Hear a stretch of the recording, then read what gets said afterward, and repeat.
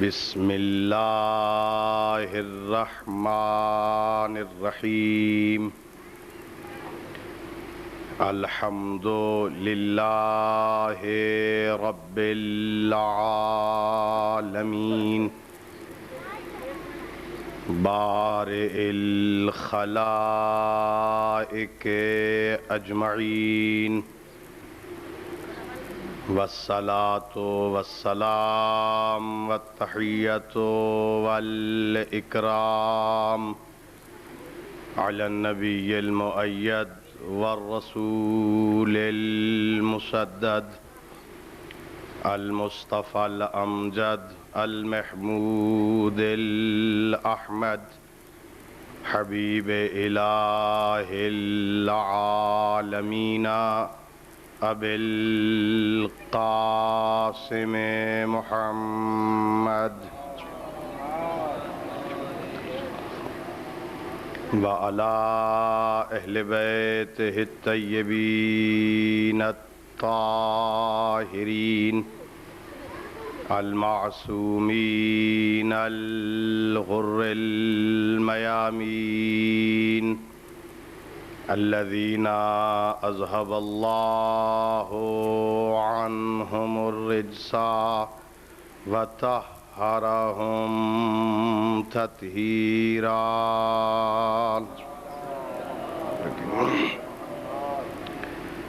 ورحمۃ اللہ علی احبابہم واصحابہم وشیعتہم وموالیہم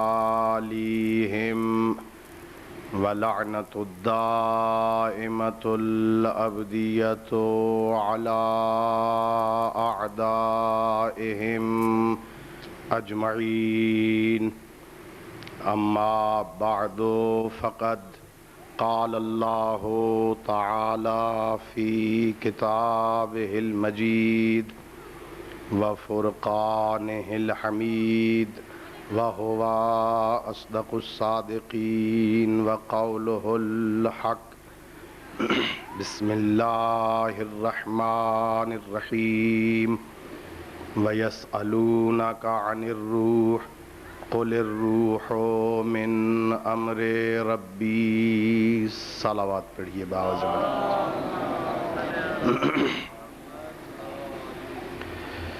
خالق کائنات بحق محمد و اہل بیت محمد علیہ السلام ہم سب کی اس عبادت کو اپنی بارگاہ میں قبول فرمائے۔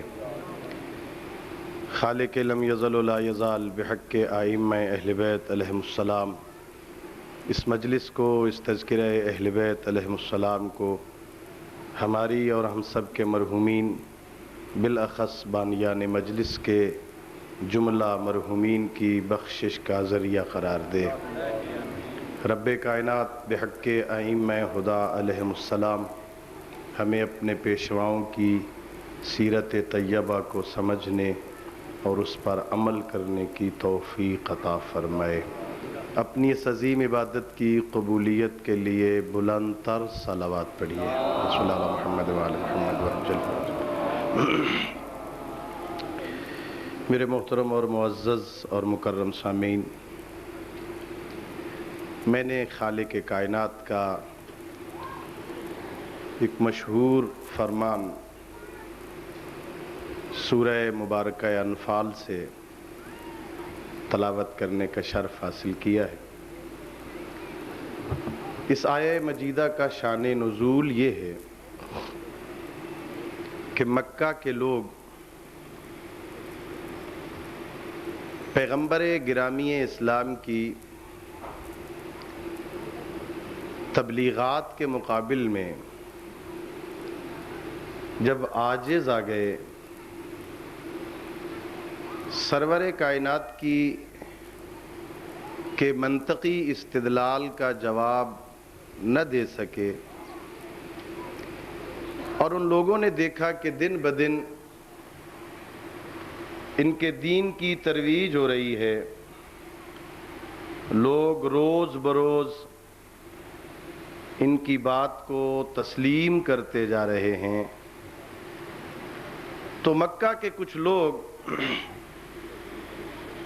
یہودیوں کے ایک عالم کے پاس گئے اور ان سے کہتے ہیں کہ ہمارے شہر میں ایک شخص ہے جو کسی اندیکھے خدا کی توحید کا پرچار کرتا ہے، ایسے رب کی توحید بیان کرتا ہے جو اللہ نظر نہیں آتا ہے، اندیکھے خدا کی توحید کی تبلیغ کر کے اپنے آپ کو اس اللہ کا نبی بتاتا ہے۔ ہمارے پاس اس بندے کے، اس شخص کے استدلال کا جواب نہیں ہے، ہمیں کوئی ایسا سوال بتاؤ، تم نے توریت بھی پڑھی ہے، انجیل بھی پڑھی ہے، زبور کا مطالعہ بھی کیا ہے، اپنے آپ کو عالم بھی کہتے ہو، ہمیں کوئی ایسا سوال بتاؤ، ہم اس عبداللہ کے یتیم سے وہ سوال کریں اور وہ ہمارے سوال کا جواب نہ دے سکے۔ میری بات سمجھ آ رہی ہے آپ حضرات؟ کوئی ایسا سوال بتاؤ، ہم اس شخص سے سوال کریں اور وہ ہمارے سوال کا جواب نہ دے سکے۔ سوال کا جواب نہیں دے سکے گا جس اندیکھے خدا کی خدائی کا پرچار کرتا ہے، وہ توحید کی تبلیغ بھی رک جائے گی، اس کی نبوت کا بھرم بھی کھل جائے گا۔ اس یہودی عالم نے ایک سوال بتایا، جاؤ اس سے جا کے پوچھو روح کی حقیقت کیا ہے۔ اگر وہ تمہارے سوال کا جواب دینا شروع کر دے، تمہیں سمجھانے لگ جائے کہ روح کی حقیقت کیا ہے، تو سمجھ لینا وہ جھوٹا نبی ہے۔ اور اگر بات کو گول کر جائے، روح کی حقیقت تمہیں نہ بتلائے، تو پھر اس سے بحث نہ کرنا، وہ سچا نبی ہے، جو منوائے چپ کر کے مان لینا۔ اللہم صلی علی محمد وآل محمد۔ یا علی۔ بھئی عجیب انداز تھا، سوال کرو، اگر جواب دے تو جھوٹا، جواب نہ دے تو سچا۔ مکہ کے یہ مشرک بغلیں بجاتے ہوئے خوش خوش واپس آ رہے ہیں کہ ایک ایسا سوال ہتھے چڑھ گیا ہے، جواب نہ دے تو بھی ہم کہیں گے کیسا نبی ہے، جواب نہیں دے سکتا، جواب دینے لگ جائے تو جھوٹا ہے۔ خوش واپس آ رہے ہیں، مکہ میں وارد ہوئے، گلی میں سامنے سرور کائنات کا دیدار ہو گیا۔ پہلا سوال کیا، اے محمد ابن عبداللہ، بتاؤ روح کی حقیقت کیا ہے۔ میرے آقا نے ان کے چہروں کو دیکھا اور ارشاد فرمایا، تمہارے عقل کو کیا ہو گیا؟ یہودی عالم سے سوال پوچھ کے میرے علم کا، جب میرے علم سے جواب چاہتے ہو، اپنے پاس سے سوال کرو، عبداللہ کا بیٹا بتائے۔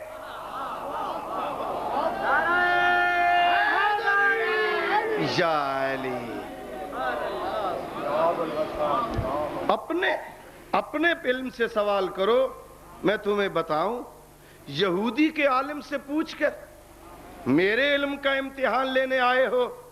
پیغمبر تھوڑی دیر کے لیے رکے، حضرت جبرائیل آئے، میرے حبیب، اللہ فرما رہا ہے میرے حبیب یسألونک عن الروح، یہ تجھ سے روح کی حقیقت پوچھتے ہیں، قل الروح من امر ربی، میرے حبیب بس ان سے اتنا کہہ دو، روح کی حقیقت سمجھنے کی تم صلاحیت نہیں رکھتے ہو، یہ روح میرے رب کا ایک امر ہے۔ جب سمجھے کہ حقیقت نہیں بتا رہے، چپ کر کے کہتے ہیں اے محمد پڑھاؤ، کس خدا کی توحید کا کلمہ پڑھانا چاہتے ہیں؟ اللہ اکبر۔ بھئی ایک اللہ نے روح کو اپنا امر بنا کے نازل کر دیا۔ یہ اللہ نے جو انسان کا ڈھانچہ بنایا ہے، یہ جو بندہ اللہ نے بنایا ہے، یہ جو زمین پہ متکبرانہ چال چلتا ہے، توجہ ہے آپ حضرات، یہ انسان جو زمین کے اوپر چل رہا ہے، اللہ نے اس ڈھانچے کو دو چیزوں سے مرکب کیا ہے، ایک ہے بدن اور ایک ہے روح۔ میں ایک عقیدہ سمجھانے کی کوشش کروں گا، شاید سمجھ آ جائے۔ ایک ہے بدن اور ایک ہے جسم اور ایک ہے روح۔ یہ جسم جتنا ہی پیارا کیوں نہ ہو، جتنا ہی اچھا کیوں نہ ہو، یہ جسم اس وقت تک احترام کے لائق ہے جب تک اس میں روح ہو۔ اس بدن سے روح نکل جائے، یہ بدن گھر میں رکھنے کے لائق نہیں۔ بھئی انسان کو اپنی ماں سے بڑا پیار ہوتا، انسان کو اپنے باپ سے بڑی محبت ہوتی، انسان کو اپنی اولاد سے بڑی محبت ہوتی، ماں کے قدم چومتا ہے، باپ کے ہاتھوں کو بوسہ دیتا ہے، اپنے بیٹے کے پیشانی پہ بوسہ دیتا ہے، اپنی بیٹی کے سر کو چومتا ہے، بڑی عقیدت۔ لیکن اس وقت تک جب تک بدن میں روح ہے، ماں کے بدن سے روح نکل گیا، باپ کے بدن سے روح نکل گیا، بیٹے کے بدن سے روح نکل گیا، بیٹی کے بدن سے روح پرواز کر گیا، اب گھر میں نہیں رکھتا ہے، مسجد میں اعلان کرواتا ہے، دوستوں کو فون کرتا ہے، دور والوں کے پاس بندہ بھیجتا ہے، میرے بابا کا انتقال ہو گیا، میری ماں کی روح پرواز کر گئی، میرا بیٹا مر گیا ہے، جلدی آؤ میں انہیں دفن کرنا چاہتا۔ ایک رات بھی میت اپنے گھر میں نہیں رکھتا، اور اگر کسی مجبوری کی بنیاد پر ایک رات میت گھر رہ جائے، تو میں نے جو دیکھا ہے معاشرے میں، جس کمرے میں ایک رات میت پڑا رہے، گھر کی خواتین کئی دن تک اکیلی اس کمرے میں نہیں جاتی، خوف لگتا ہے، ڈر لگتا ہے، بچے کا ہاتھ پکڑ کے ساتھ جائے گی، کسی دوسری خاتون کو بلائے گی، باجی ساتھ آ، مجھے اندر ڈر لگتا ہے، اندر بلب بھی جل رہا ہے، کمرہ بھی بڑا کھلا ہے، ایک رات ماں بغیر روح کے پڑی رہی، اور ہم لوگ میت سے ڈر گئے۔ دراصل ہمیں موت سے ڈرا دیا گیا، اور موت سے اتنے ڈرے کہ میت سے بھی ڈرنے لگے، ہے نا؟ ہمیں کسی نے، علماء تو نہیں ڈراتے نا، چونکہ پورے قرآن میں کہیں پر اللہ نے اپنے بندوں کو موت سے نہیں ڈرایا۔ خبردار، ہوشیار، ہاں خبردار، موت آ رہی ہے، بچو، ڈرو، پیچھے ہٹو، موت سے بچو۔ کہیں اللہ نے پورے قرآن میں موت سے نہیں ڈرایا۔ موت نے جو آنا ہے، ڈرو گے تب بھی مرو گے۔ موت نے تو آنا ہے نا. موت کوئی ڈرونی شے نہیں ہے, موت کوئی ڈرا دینے والی شے نہیں ہے, موت کوئی گھنونا عمل نہیں ہے. اگر موت اتنی ہی ڈرونی ہوتی تو کبھی ابو طالب کا بیٹا یہ کہتا ہوا نظر نہ آتا کہ علی کو موت سے اتنا پیار ہے جتنا بچے کو ماں کے دودھ سے. یا علی, موت ڈرونی شے, ہم موت سے ڈرے, میت سے بھی ڈرنے لگے. اور جب میت سے ڈر لگا تو ہم نے اس خوف کو کم کرنے کے لیے میت کے گلے میں پھولوں کے ہار ڈال دی کہ تھوڑے سے مانوس ہو جائیں, ذرا خوف کم ہونے لگے. اس خوف کو کم کرنے کے لیے ہم نے میت کے گلے میں پھولوں کے ہار ڈال دیے, قبر پر پھولوں کی چادر چڑھا دی, اس پر اگر بتیاں جلا دی, اس پہ موم بتیاں روشن کر دی, شاید خوف کم ہو جائے. میں کہا کرتا ہوں اے بندگان خدا, اے شیعو موت سے مت ڈرا کرو. ارے موت سے وہ بدبخت ڈرے جو بے وارث ہو. یا علی, موت سے وہ ڈرے جو بے وارث ہو. تمہارے تو 14 معصوم وارث ہیں, تمہیں ڈرنے کی ضرورت. موت سے کیوں ڈرتے ہو؟ موت کوئی ڈرانے والی شے نہیں ہے. ہم ڈرے موت سے, میت کمرے میں رہ گیا, ہفتوں ڈرتے رہے, اس کمرے میں نہیں جاتے. مشکفور کی بو آتی ہے, کافور کی بو آتی ہے, ڈرتے ہیں, خوف آتا ہے, ڈرتے ہیں. بھائی مر گیا باپ, ایک رات گھر میں نہیں رکھتا, مسجد میں اعلان کرواتے جلدی شیعو مومنو دوستو اکٹھے ہو جاؤ, جلدی غسل دو, جلدی کفن پہناؤ, جلدی تشییع جنازہ کرو. حکم شریعت بھی یہی ہے, جلدی جلدی اسے قبر کے حوالے کر دو. بھائی میری بات سمجھنے کی کوشش کرنا. ایک ہے جسم, ایک ہے روح. جسم میں روح ہو تو یہ باقی, جسم سے روح نکل جائے یہ گھر میں رکھنے کے لائق نہیں ہے. شہر سے باہر منو مٹی کے تلے دفن کر دینے کے قابل ہے. اگر بات سمجھ آ گئی تو ڈبلیو بلاک کے غیورو, عقیدہ اہل بیت یہ ہے, آل محمد کا مکتب یہ ہے کہ سارے کا سارا دین جسم ہے اور آل محمد کی محبت روح ہے. یا علی, یا علی, اللہم صلی علی محمد وآل محمد. سارے کا سارا دین جسم ہے, آل محمد کی محبت روح دین ہے. وہ توحید کبھی قابل قبول نہیں ہے جو آل محمد کی تعلیمات سے حاصل نہ ہو. ہاں, اگر توحید کسی اور دروازے سے لے گا تو وہ خدا کو جسم بنائیں گے, وہ خدا کو کرسیوں پہ بٹھائیں گے, کرسی کو چیر چیر کرنا پڑے گا, جہنم میں ایک ٹانگ لٹکانی پڑے گی. اگر خدا کو ہر نقص سے پاک مانگنا ماننا ہے تو اس توحید کا درس ابو طالب کے بیٹے علی سے لینا پڑے گا. یا وہ توحید قابل قبول نہیں ہے جو آل محمد کی تعلیمات کے بغیر ہو, ورنہ تو وہ بنا دیں گے. وہ ایسے کان ہیں اللہ کے, ایسی آنکھیں ہیں اللہ کی, ایسا چہرہ ہے اللہ کا, بہت بڑی کرسی پہ بیٹھا ہے. اور میں کبھی کبھی سمجھانے کے لیے عرض کیا کرتا ہوں, عقیدہ اچھا وہی ہوتا ہے جو علم, عقل اور فہم و فراست کی بنیاد پر ہو.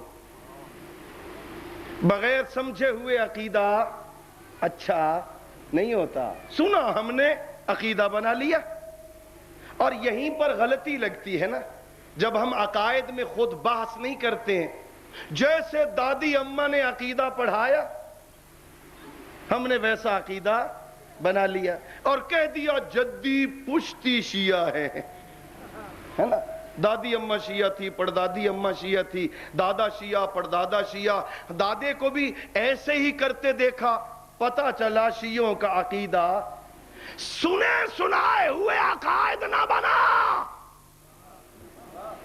قرآن کو پڑھ، نہج البلاغہ کو پڑھ، صحیفہ کاملہ کو پڑھ، اور پھر جس کو جیسے جیسے یہ منوائے ویسے مانتا چلا جا. عقیدہ سنا سنائے ہوئے مانے تو غلطیاں تو ہوں گی. جب سنا ہم نے کہ یہ عقیدہ ایسے ہے، تحقیق نہیں کی ہے تو غلطی تو لگے گی. تحقیق کر.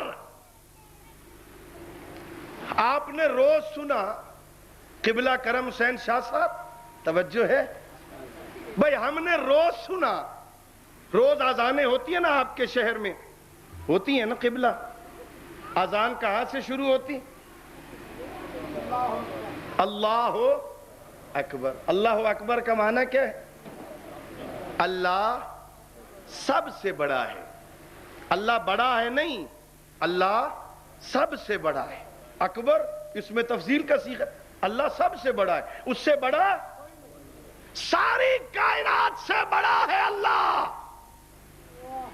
اب اگر عقیدہ ہے سنا سنایا تو غلطی نکل آئے گی، اور اگر ہے تحقیق تو غلط نہیں ہوگا. اچھا، ایک ہوتا ہے ظرف، ایک ہوتا ہے مظروف، ایک ہوتا ہے برتن، ایک ہوتا ہے برتن کے اندر کوئی شے. ہمیشہ ظرف بڑا ہوتا ہے، مظروف چھوٹا ہوتا ہے، تبھی تو وہ ظرف کے اندر آ جاتا ہے.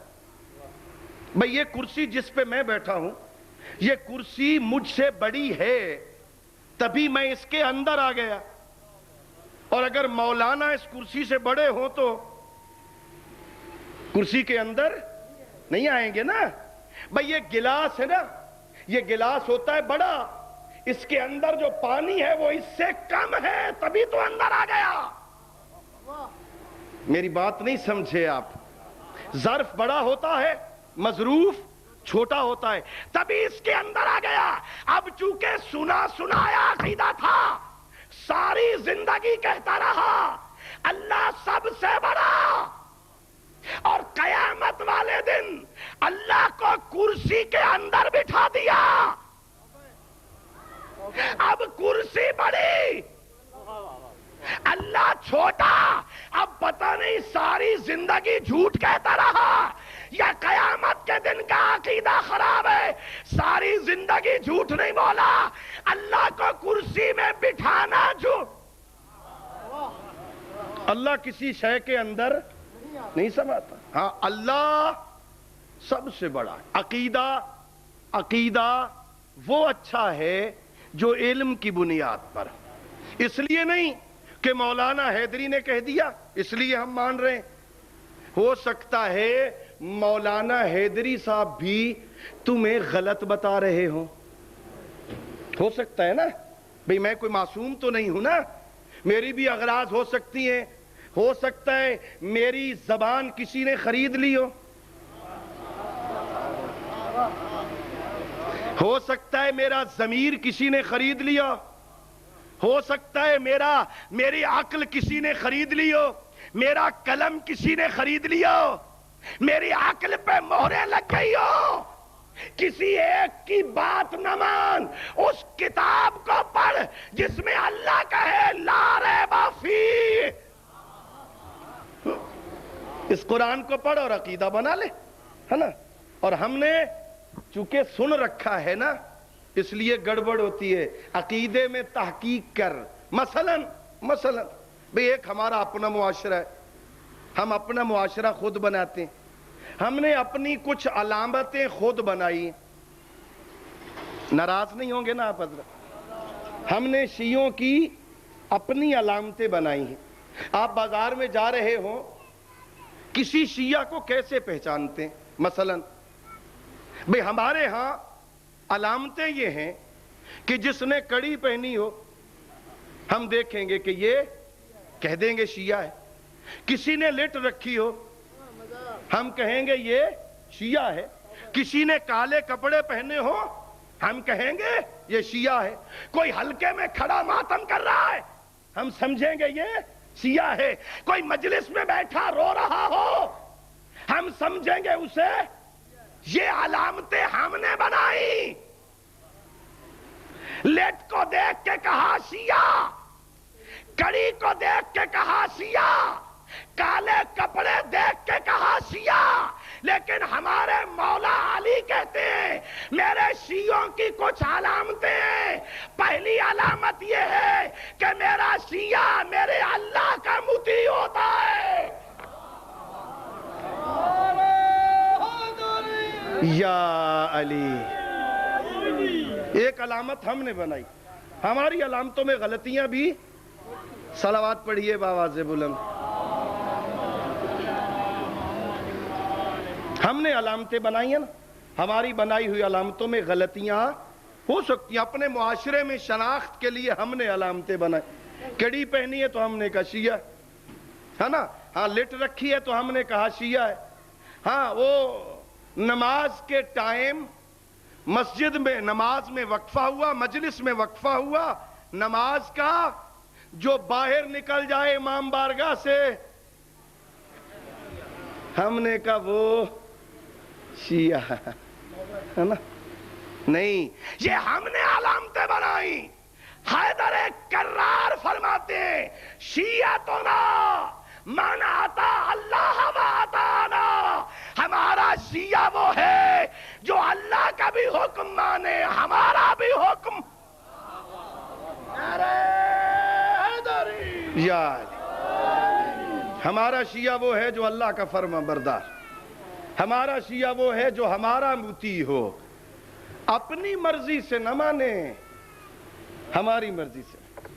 یہ شیطان آپ کا اور ہمارا ازلی دشمن ہے نا، شیطان کو دشمن سمجھتے ہو بھائی؟ یہ صرف اگلے سمجھتے ہیں، پچھلوں کا شیطان دشمن نہیں حاجی صاحب ہے نا، شیطان دشمن ہے نا۔ اللہم صلی علی محمد وعلی۔ شیطان ازلی دشمن ہے، آبائی دشمن ہے، حضرت آدم سے لے کر آج تک ہمارے ساتھ دشمنی کر رہا ہے نا، دشمن بڑا پرانا دشمن، نسلی دشمن، بڑا پرانا دشمن ہے۔ اور یہ شیطان ہمیں کیا کر رہا ہے؟ اللہ اکبر، اللہ نے کہا ایک سجدہ کر دے، وَإِذَا نَفَخْتُ فِيهِ مِن رُوحِي فَقَعُوا لَهُ سَاجِدِينَ، جب میں آدم میں اپنی روح پھونک دوں نا سارے کے سارے ملائکہ سجدہ کر لینا۔ فَسَجَدَتِ الْمَلَائِكَةُ كُلُّهُمْ، سارے ملائکہ نے سجدہ کر دیا الا ابلیس، ایک ابلیس ہے جو سجدہ نہیں کرتا۔ اللہ نے کہا سجدہ کیوں نہیں کرتا؟ کس چیز نے تجھے روکا؟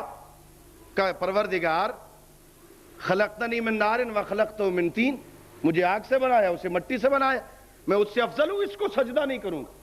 اللہ نے کہا فخرج انک رجیم، نکل جا نکل جا، میری بارگاہ میں تو رہنے کے قابل نہیں ہے۔ شیطان نکلا، چوتھے آسمان پہ آیا، 1000 سال کا لمبا سجدہ کیا، 1000 سال کا لمبا سجدہ دے کے کہا پروردگار اس آدم کو سجدہ نہ کروا، زمین پہ ایک ہی بالشت پر اتنے سجدے کروں گا، زمین میں کوئی جگہ میرے سجدے سے خالی نہیں رہے گی۔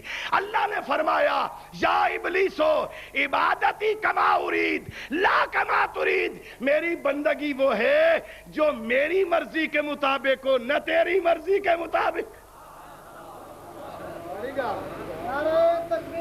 اللہ اکبر، یا رسول اللہ،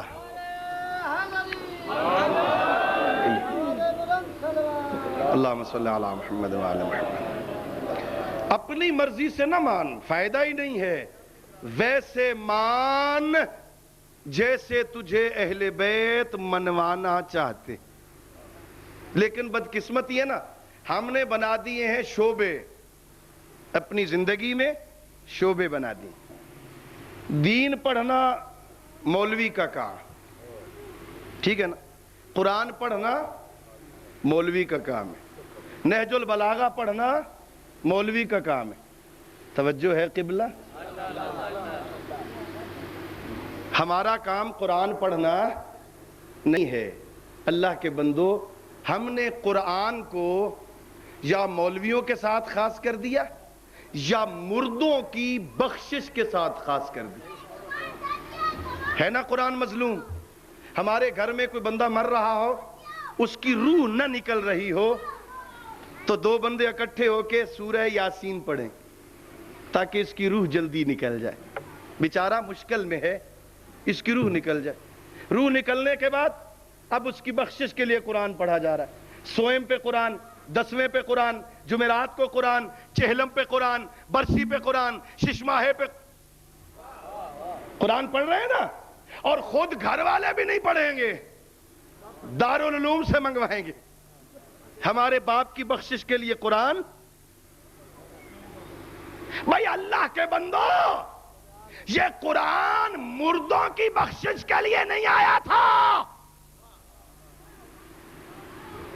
کل یہ نہ کہہ دینا مولا نے آ کے منع کر دیا تھا مرحومین کے لیے قرآن نہ پڑھو، نہیں، بڑا فائدہ ہے، انہیں ثواب پہنچتا ہے، پڑھا کرو۔ ہم پڑھتے ہی ان کے لیے ہیں۔ جب بھی کوئی قرآن پڑھ رہا ہے پوچھو کس لیے پڑھ رہے ہو، کہے گا ختم کر کے اپنے مرحوم کے نام ثواب بھیجوں گا۔ جس نے سارا سال نہیں پڑھا، ماہ رمضان میں 4 ختم کرے گا، دن میں 3 4 پارے پڑھ رہا ہے، رمضان کے آخر تک 5 ختم ہو جائے تاکہ مرحوم کو عید پہ تحفہ بھیجوں۔ اللہ کے بندے، یہ قرآن مرحومین کی بخشش کے لیے صرف نہیں آیا تھا، یہ زندہ انسانوں کی زندگی سنوارنے آیا تھا۔ کبھی اس لیے بھی پڑھا ہم نے قرآن کہ یہ قرآن ہمیں کیا کہتا؟ ہم نے قرآن نہیں پڑھا، ہم نے نہج البلاغہ نہیں پڑھا، ہم نے صحیفہ کاملہ نہیں پڑھا۔ جب قرآن ہم نے نہیں پڑھا، نہج البلاغہ ہم نے نہیں پڑھا، صحیفہ کاملہ ہم نے نہیں پڑھا، ہم اتنے جاہل، نہ قرآن پڑھا، نہ نہج البلاغہ پڑھا، نہ صحیفہ کاملہ پڑھا۔ جب آل محمد کی اور اللہ کی کوئی کتاب پڑھی نہیں ہے تو جاہلوں کو حق پہنچتا ہے کہ تمہیں آل محمد کے راستے سے منحرف کریں۔ پھر کسی جاہل کو حق ہے نا کہ تمہیں آ کے بتائے اللہ رب نہیں ہے۔ لیکن اگر تم نے قرآن پڑھا ہوتا، تم نے نہج البلاغہ پڑھا ہوتا، تم نے صحیفہ کاملہ پڑھا ہوتا اور دیکھا ہوتا کہ مولا نے ہر دعا کو اللہم سے شروع کیا ہے۔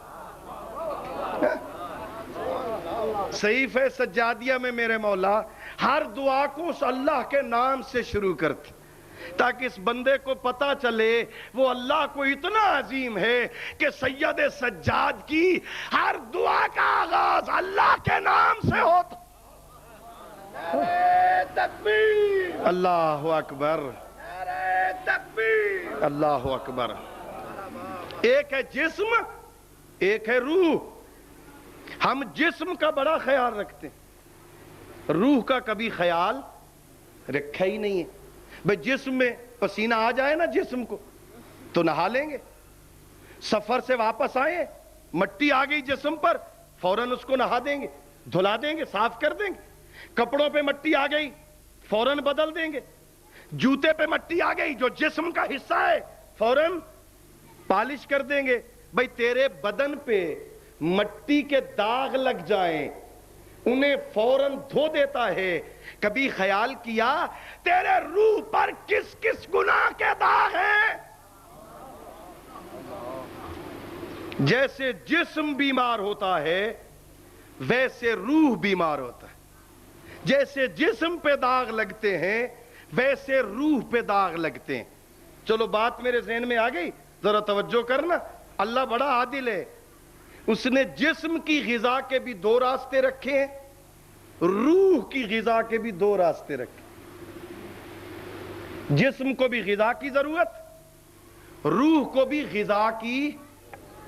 اگر جسم کو غذا نہ دی جائے تو جسم لاغر ہو جاتا ہے، کمزور ہو جاتا ہے۔ یہ ماہ رمضان میں دیکھا آپ نے، صبح جی بھر کے سحری کھاتے ہیں، جتنی کھا سکتے ہیں اتنی کھاتے ہیں، ایک لقمے کی بھی گنجائش ہو تو چھوڑتے نہیں ہے. ایک گلاس لسی کافی ہو تو تین تین پیتے ہیں کہ دن کو پیاس نہ لگے. شام کو بھی جتنا کھا سکتے ہیں, صرف دن کو روٹی بند ہو گئی, شام کو لاغر ہے بندہ. جسم کو غذا کی ضرورت, ایک ٹائم نہ ملے لاغر ہو جاتا ہے. اسی طرح روح کو بھی غذا کی ضرورت. اللہ بڑا عادل ہے, جسم کی غذا کے بھی دو راستے رکھے, روح کی غذا کے بھی دو راستے رکھے. اگر جسم کی غذا کے دو راستے ہوتے, روح کی غذا کا ایک راستہ ہوتا, بندے کا جسم موٹا ہو جاتا, روح کمزور ہو جاتا, قیامت کو بہانہ مل جاتا. پروردگار روح اس لیے کمزور رہ گیا کہ غذا کا ایک راستہ تھا. اللہ بڑا عادل ہے, جسم کی غذا کے بھی دو راستے رکھے, روح کی غذا کے بھی دو راستے رکھے. جسم کی غذا کے دو راستے, ایک ہے منہ, جو کھاتے ہو جو پیتے ہو یہ جسم کی غذا بنتا ہے. ایک ہے ناک, یہ جو سانس لیتے ہو یہ جسم کی غذا. تھوڑی دیر کے لیے ذرا ناک کو بند کر دو, تھوڑی دیر کے بعد بدن تڑپنا شروع کر دے گا. جسم کی غذا کے دو راستے ہیں, ایک منہ اور ایک ناک. روح کی غذا کے بھی دو راستے, ایک ہے آنکھ, ایک ہے کان. جو دیکھتے ہو یہ بھی روح کی غذا ہے, جو سنتے ہو یہ بھی روح. ہاں, اور اب مجھے کہنے کا حق دو, جب جسم کو غذا دیتے ہو تو پہلے دسترخوان پہ دیکھتے ہو, میں شوگر کا مریض ہوں کہیں میٹھا نہ کھا لوں, میں بلڈ پریشر کا مریض ہوں کہیں نمک نہ چاٹ بیٹھوں. او اللہ کے بندے, اس فانی جسم کو غذا دیتے ہوئے سوچتا ہے میں کیا کھا رہا ہوں. روح کو غذا دیتے ہوئے کبھی سوچا میں کیا دیکھ رہا ہوں اور کیا سن رہا ہوں.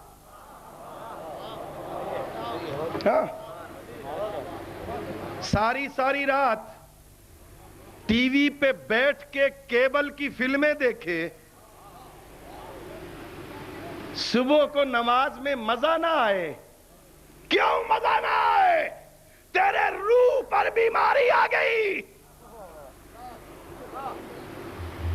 جسم بندے کا بیمار ہو, ڈیرہ غازی خان کے اچھے کوک کو بلا لو, بہترین بریانی بنا دے, اچھا قورمہ بنا دے, اس بیمار کے سامنے دسترخوان پہ سجا دو, کھانا اچھا لگے گا؟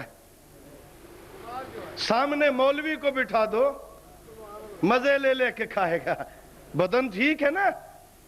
اس کا بدن بیمار, غذا وہی ہے, یہ مزے لے کے کھا رہا ہے, اس کو غذا میں مزہ نہیں آتا.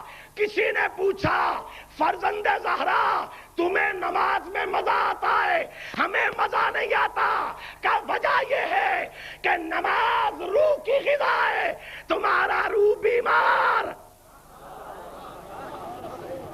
نماز میں مزہ کیسے آئے؟ تمہارے روح کو غیبت کا مرض لگا, تمہارے روح کو جھوٹ کا مرض لگا ہے, تمہارے روح کو بہتان کا مرض لاحق ہے, تمہارے روح پر غنا کے دھبے. سارا دن سنے غنا اور پھر کہے سجدے میں مزہ آئے. ہاں, نماز میں مزہ تب آئے گا جب روح کو پاک اور پاکیزہ غذا دیکھ. اسے قرآن کی غذا دے, اسے حدیث معصومین کی غذا دے, اسے اقوال ائمہ کی غذا دے, اسے سیرت معصومین کی غذا دے. انہیں پاک پاکیزہ غذا دیتا نا, سجدے میں مزہ آتا جائے گا. سبحان اللہ. جس کا روح بیمار نہیں ہوتا, سارا دن باغ میں مزدوری بھی کر کے آئے, رات کو چین سے بستر پہ سوتا نہیں جب تک سینکڑوں رکعت نماز نہ پڑھ لے. تیرا اور میرا روح بیمار ہو گیا, بیمار ہے روح. رشوت بھی لینی ہے, جھوٹ بھی بولنا ہے، نامحرم عورت کو بھی دیکھنا ہے، غیبت بھی کرنی ہے، ہاں بہتان بھی لگانا ہے، کاروبار پہ رزق کے بمبے پر بیٹھ کر جھوٹی قسم کھا کے سودا بھی بیچنا ہے، پھر نماز بھی پڑھنی۔ ہاں نماز میں مزہ کیسے آئے میرے دوست؟ نماز میں مزہ تب آئے جب تیری آنکھیں ادھر دیکھیں جدھر علی کہے، تیرے کان وہ سنیں جو حیدر کرار کہیں، تیرے ہاتھ ادھر بڑھے جدھر حیدر کرار کہیں۔ ہم نے دل سے مانا ہی نہیں ہے۔ ناراض نہ ہونا، میں نے پہلے کہہ دیا، اس لیے شیعہ ہیں کہ دادی اماں نے بتایا ہم شیعہ۔ اگر شیعہ کے گھر میں پیدا نہ ہوتے تو کیا ہوتے؟ ہاں بس یہی ہوا، اتفاق سے ہم ایک ایسے گھر میں پیدا ہو گئے جہاں علی ولی اللہ کا ورد ہوتا تھا، ہم نے بھی وہ ورد کرنا شروع کر دی۔ اگر کسی اور کے گھر میں پیدا ہوتے، پتہ نہیں کسی اور کے کلمے کے ورد پڑھتے۔ یہ بھی شکر کیا کر اللہ کا، اس نے تجھے ایسے گھر میں پیدا کر دیا جہاں ہدایت کے سارے اسباب تھے۔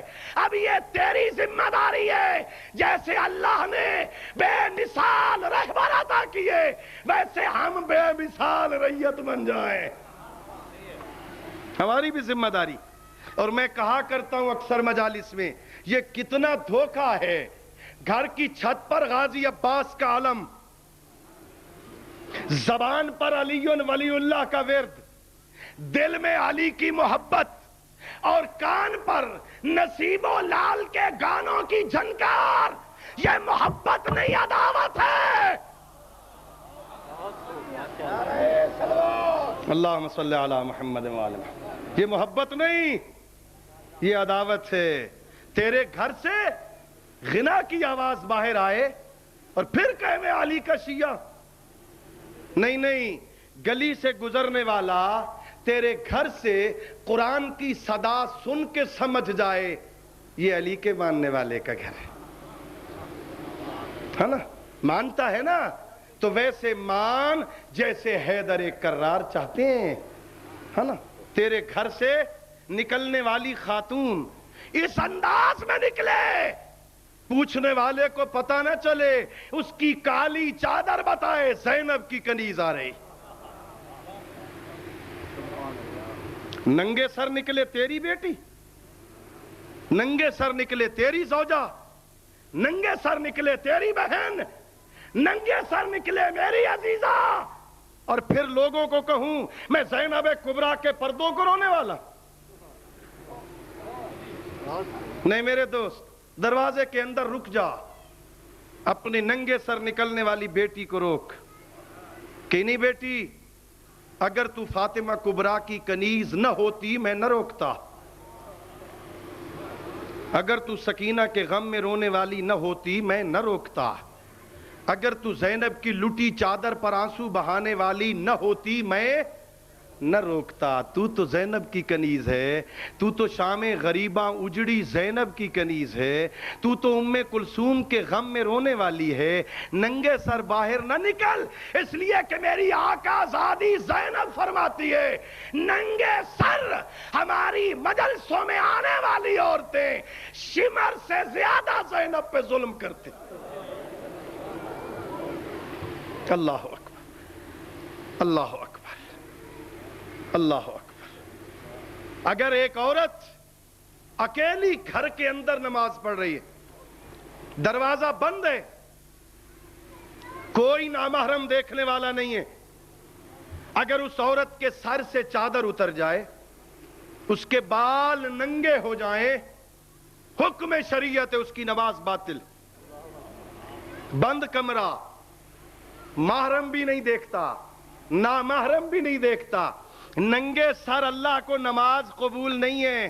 او غیورو مجھے بتاؤ، جس اللہ کو بند کمرے میں ننگے سر عورت کی نماز قبول نہیں، وہ ننگے سر عورت کی عزاداری کیسے قبول کرے گا؟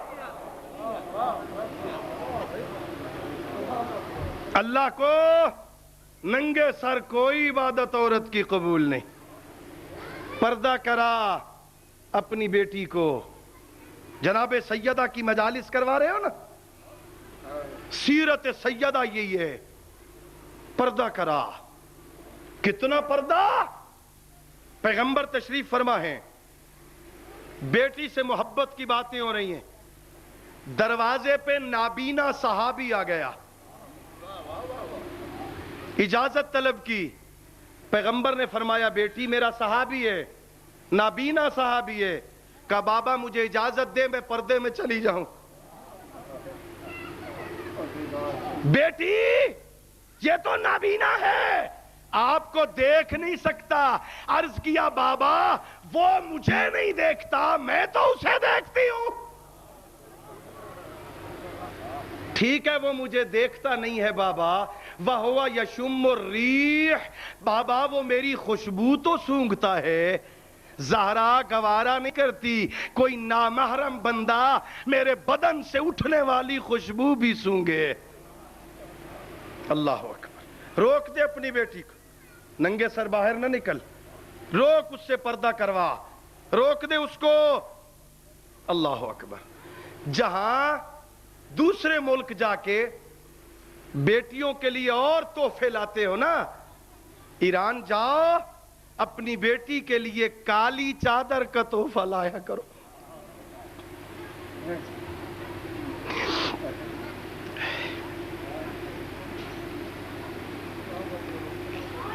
بازار سے 2 جا نمازیں خرید کے لایا کر, ایک اپنے لیے ایک اپنی بیٹی کے لیے. 2 جا نمازیں خریدا کر, ایک اپنے لیے ایک اپنی بیٹی کے لیے. شریعت کا مسئلہ ہے, مرد اور عورت اکٹھے نماز پڑھ رہے ہو نا, دونوں کی نماز باطل ہے. عورت آگے کھڑی ہو مرد پیچھے کھڑا ہو, دونوں کی نماز باطل ہے.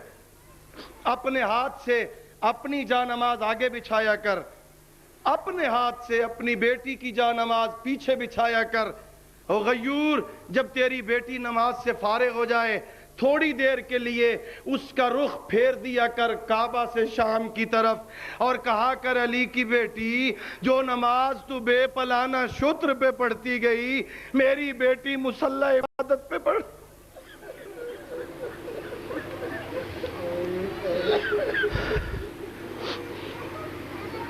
پڑھا کر نماز.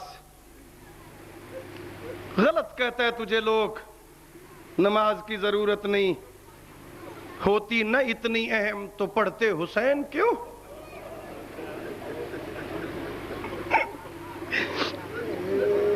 سارے کام تیرے رہ جائیں نا, نماز کو نہ چھوڑا کر, پڑھا کر نماز. صبح پہلے خود اٹھا کر پیغمبر فرماتے ہیں رحم اللہ عبدن من ایقظ وصلی وایقظت زوجتہ, اللہ رحم کرے اس مرد پر جو پہلے خود اٹھتا ہے, نماز پڑھنے کے بعد اپنی زوجہ کا شانہ ہلا کے کہتا ہے اٹھ زینب کی کنیز, اللہ کی بندگی کا وقت ہو گیا. پہلے خود اٹھا کر نماز پڑھا کر, زوجہ کو بعد میں اٹھایا کر. سارا دن تیرے بچوں کی خدمت کرتی رہی ہے, تھکی ہوئی ہوگی, اسے 15 منٹ اور سونے دے, بعد میں اسے اٹھایا کر. لیکن پیغمبر فرماتے ہیں اللہ رحم کرے اس عورت پر جو پہلے خود اٹھتی ہے نماز پڑھ کے, پھر اپنے شوہر کا کندھا ہلا کے کہتی ہے اٹھ علی اکبر کے غلام, اللہ کی بندگی کا وقت ہو گیا. اللہ اکبر. گھر میں نماز کا رواج دے. 4 نمازیں ہیں جو میں نے بڑی مشکل نمازیں تاریخ میں دیکھی. پہلی نماز مسجد نبوی میں پیغمبر نے پڑھی. مسجد نبوی ہے, پیغمبر سجدے میں ہیں, حسین پشت پہ سوار ہو گئے, پیغمبر کو 70 مرتبہ پڑھنا پڑا سبحان ربی الاعلی و بحمدہ. بڑی مشکل نماز تھی. بوڑھا پیغمبر 70 مرتبہ پڑھنا پڑا سبحان ربی الاعلی و بحمدہ. اے والی مدینہ مجھے معاف کر دینا, مسجد نبوی میں سائے میں تیری نماز پڑھنا آسان ہے، میدان صفین میں علی کی نماز مشکل ہے۔ میرے مولا علی نے میدان صفین میں جہاں تیر برس رہے ہیں، تلواریں برس رہی ہیں، نیزے آ رہے ہیں، دھوپ میں نماز پڑھی۔ لوگوں نے پوچھا یا علی یہ بھی کوئی نماز کا وقت ہے؟ کہا پہچانو علی کو، علی تو جنگ ہی نماز کی بقا کے لیے کر رہا۔ اے والی نجف مجھے معاف کر دینا، میدان صفین میں چلتی تلواروں میں تیری نماز پڑھنا آسان ہے، میدان کربلا میں حسین کی نماز مشکل ہے۔ مولا آپ نے وضو کر کے نماز پڑھی، حسین مولا نے تیمم کر کے نماز پڑھی۔ میرے مولا جہاں آپ نے نماز پڑھی، کہیں عبداللہ ابن عباس کھڑے ہیں، کہیں عمار ابن یاسر کھڑے ہیں، کہیں مالک اشتر کھڑے ہیں۔ مولا آپ نے صحابہ کے جھرمٹ میں نماز پڑھی، لیکن جہاں مولا حسین نے نماز پڑھی، کہیں اکبر کا لاشا، کہیں قاسم کا لاشا، کہیں عباس کا لاشا، لاشوں کے جھرمٹ میں نماز پڑھی۔ اور اے شہنشاہ کربلا مجھے معاف کر دینا، میدان کربلا میں تیری نماز پڑھنا آسان ہے، بے پلانہ شتر پر زینب کی نماز مشکل۔ اور اے غیورو اب میں فرق نہیں کر سکتا، بے پلانہ شتر پر زینب کی نماز مشکل ہے یا ننگے سر زینب کے ساتھ کبھی اس بازار کبھی اس بازار سجاد کا جانا مشکل۔ الا لعنت اللہ علی القوم الظالمین وسیعلم الذین ظلموا